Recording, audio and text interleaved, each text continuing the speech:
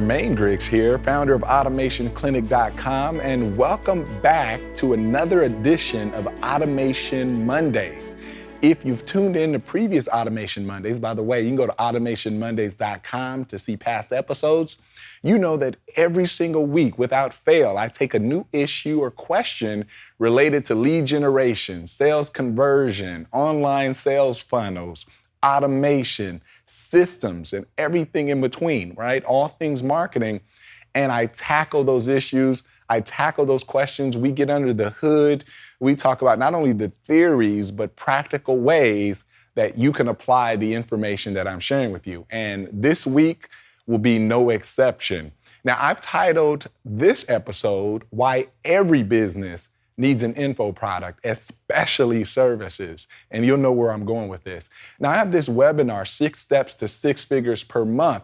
And on the webinar, one of my philosophies is find the information in what you do, especially my products and services. Maybe you sell physical goods, or maybe you're a CPA or accountant, or you're a plumber, and what you do is very service-based, and you don't have an information product, or what I would define as one that helps you to get your information knowledge into a leverageable form.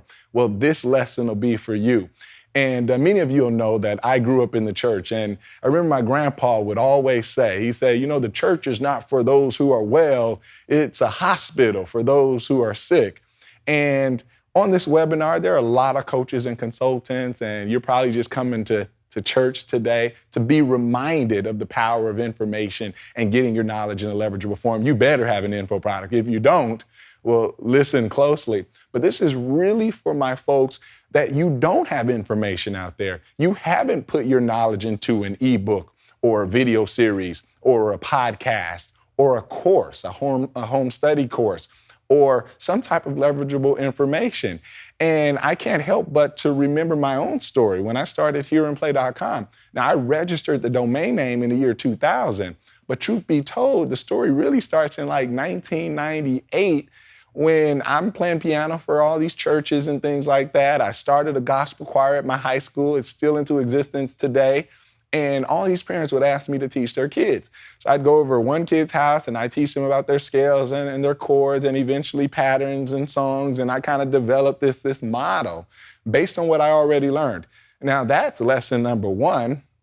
We're in the information age, and I'll cover that in a second, how we've progressed as a society, and everybody's got something special to share. Whether it's that, if you're not a certified this or that, but you've got the best recipe for XYZ in the world, we are in an age with the internet and the world being connected that you can find a market that'll hang on your every word to learn how to replicate what it is that you are good at, what you do, what comes easy to you, but you find not to others. So for me, right, 14, 15 years old in the community, that was playing the piano by ear. I could hear a song and I could play it. And so I'm teaching kids. I probably had like 7 or 8 students.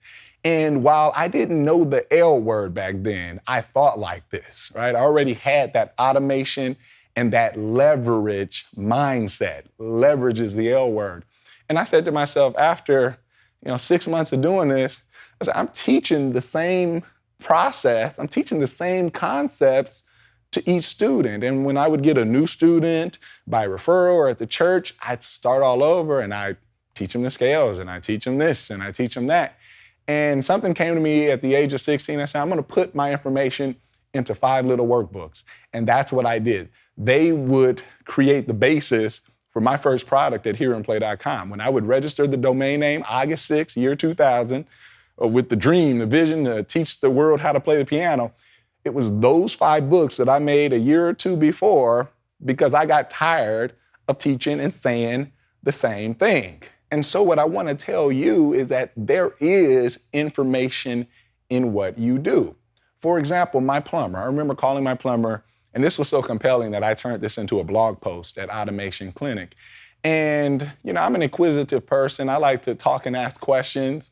And just naturally, my wife says, why can't you just let them do their work? Why are you always in their business asking questions and you always want to know the why? Well, I'm just that type of person.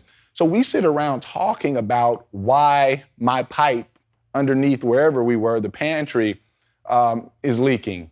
And what it turned out to be was, the water companies back in 1995 changed the types of chemicals and the way they process the water, and they've been putting XYZ chemicals in the water. And what it's been doing is it's been causing these little pinhole leaks.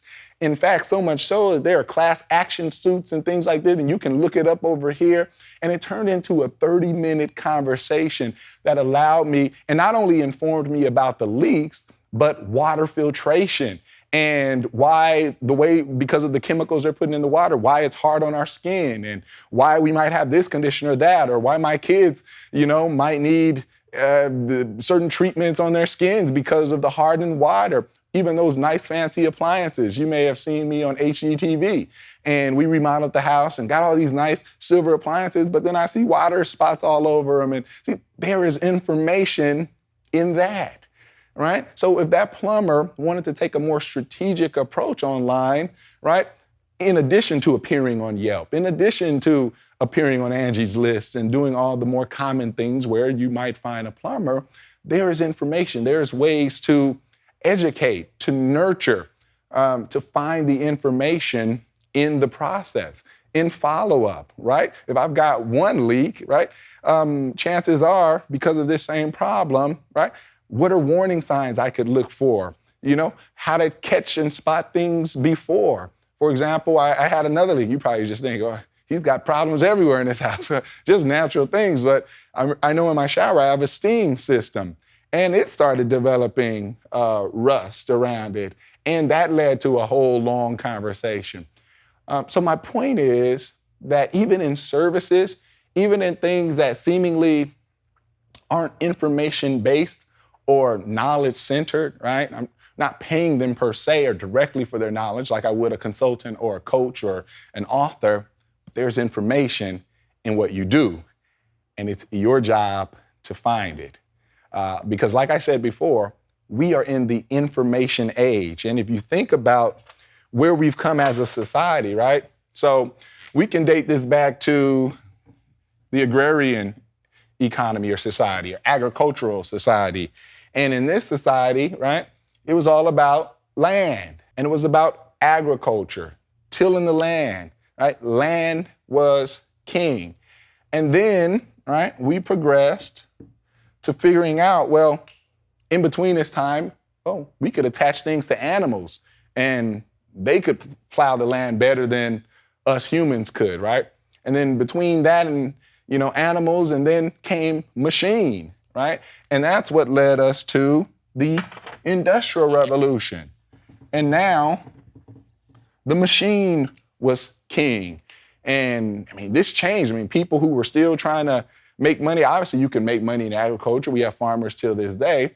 But the Industrial Revolution presented a whole nother series of opportunities and also disadvantages depending on where you were. But, we got the train, the steel mills, and all types of industrial advancements.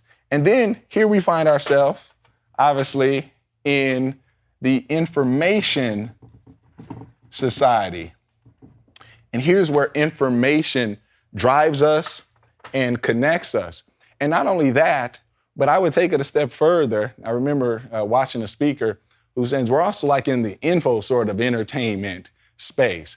And what this means is that people, when they go online, right, some buy, but just a very small percentage in the big scheme of things, right, of people actually buy. But people are mainly and primarily looking for information. And an extension of that now, entertainment, right? So if you can figure out how to position yourself as an informative source. Now, it doesn't matter what industry you're in, you can become what we call the consumer advocate, right? How can you leave your prospects better than you found them? How can you educate them to make them a better informed buyer or prospect? And obviously the goal is for them to go with you. But there's a lot of things. For example, when we were remodeling, it's just very well known that, to find a good contractor is like finding, a needle in a haystack. So how do you find a good contractor? What are warning signs? I mean, if you watch that episode at the end, I said, I wish I broke this project up. I mean, behind the scenes, it was just it went from 2 months to 9 months. And largely because I didn't know the warning signs. I didn't know what to look for. And so if you're a contractor, you're one of the good ones, and you've got longevity, you've been here, you understand the industry, you agree that, people have come in and tarnished the industry, write about that, find the information in that and teach me for my next venture, make me a better buyer, right? And so that's taking the consumer advocate approach. And usually that's in the form of, 7, 10 warning signs, mistakes to watch out for, things like that, how to find the right plumber, how to pick the right tax man. Here's 7 ways to know that you're paying way too much on your taxes, right? So these are information devices, what I call, that you put in the marketplace. I remember eating lunch with my friend Jay Cron. I told him, I got this watch booklet, this high-end luxury watch thing. And I'm like, Jay Cron, Jonathan Cronstead, some of you may know him. I said, how do you know the difference? I'm not into watches and fancy watches, but I remember sitting down with him and someone had this rare watch on.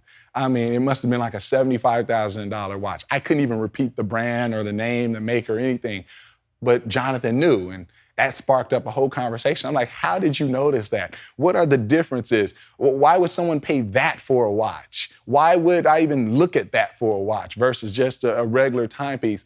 And he began to educate me on the differences. For example, I didn't know before that when you get one of those really, really fancy rare watches, that they're not electronic, that they're made in such a way that they last forever by just their gears. I can't even explain it, but just imagine a manual watch that ticks forever because the gears are made in such a way that it doesn't even need electricity or anything. I mean, that was news to me. Maybe not to you, but news to me. And just, wait, so someone will pay tens of thousands of dollars for something that is like purely manual, right? That works by itself, that changes with the moon, that has these rarities, and there's a whole world in and of itself. And there is a niche, right? Especially when you look at how many young people, right, are making good money online and flipping their startups. And do you think there comes a time when somebody has a little extra money in their bank account that they seek information on maybe some of these disposable items, right? Maybe a watch. And if you could be the one that showed up with that information, because you've been in the game a long time, you take for granted that there are people with the money to spend that have no idea why they should get this versus this. And, you say the same sales pitch, when someone new comes in the door, you got the same thing you've been saying for years. That's a sign that it can be transferred to information, right? What is it that you say and repeat every day that can be leveraged into information? Getting started with clients. What is that pitch that you've memorized so much because you've been saying it for 20 years? Why don't you get it on video? Send your clients a getting started, kit or whatnot that includes a series of video overviews so that you don't have to do it. In one of my past Automation Mondays, I talked about Pareto principle, 80-20, and spending your time on the things that matter. And that's not to say that an orientation for a client or educating them doesn't matter, because that does.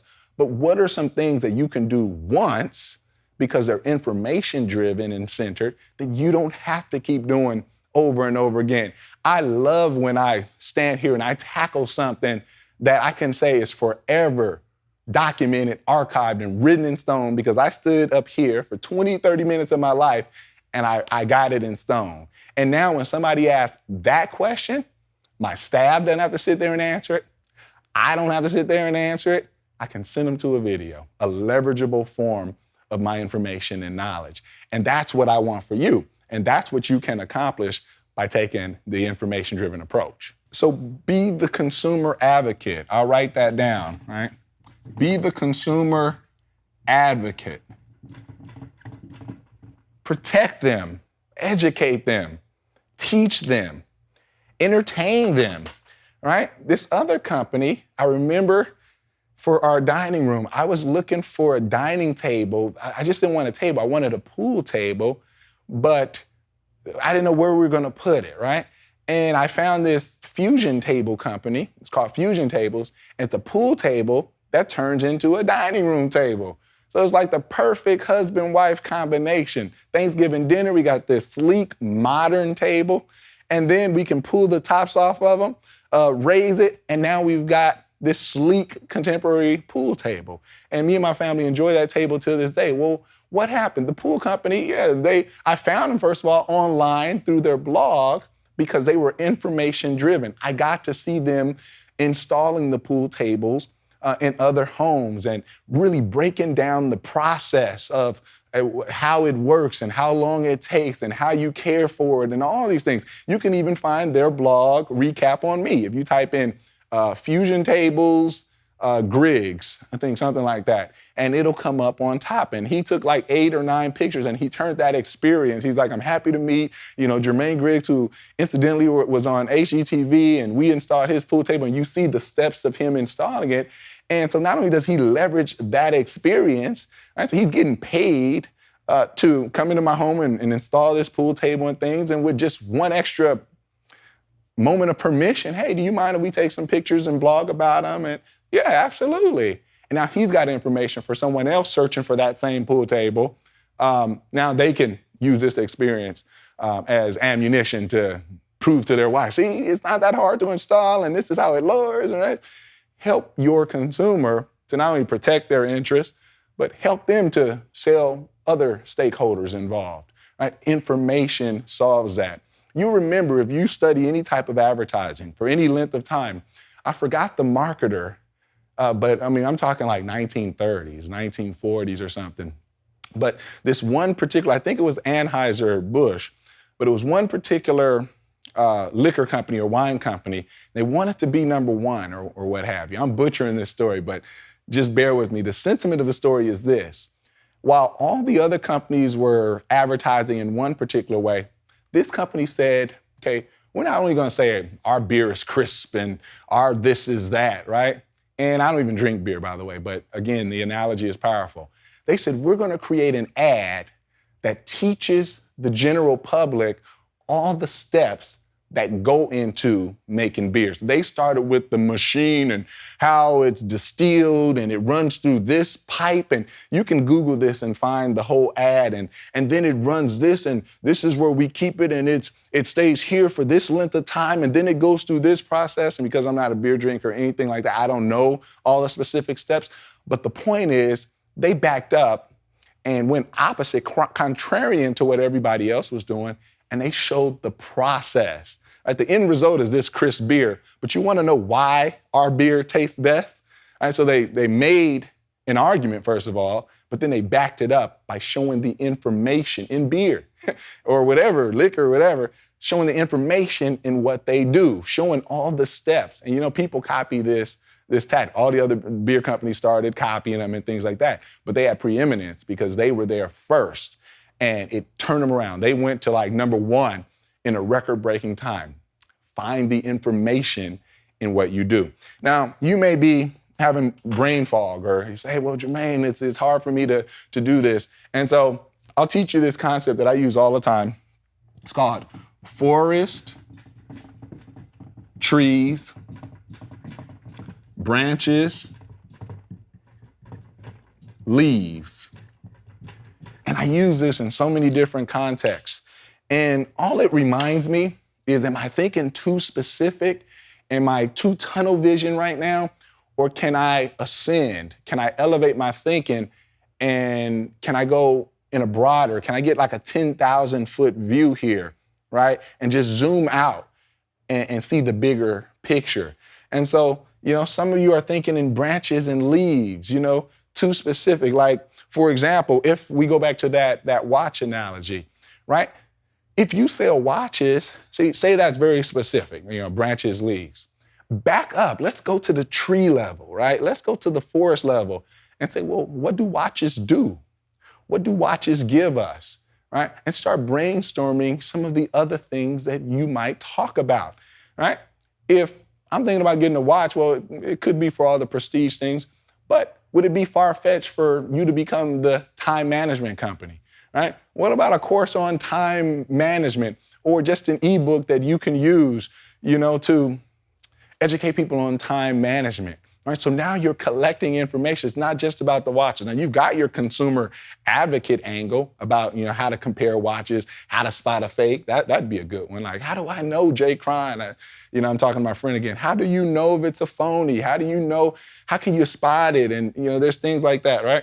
But then you can say, hey, at a tree or forest level, time, can we make an info product or course related to time? Right? So that's just another example of just kind of zooming out and figuring out horizontal and vertical. I talked about this last time, inch wide, mile deep, right?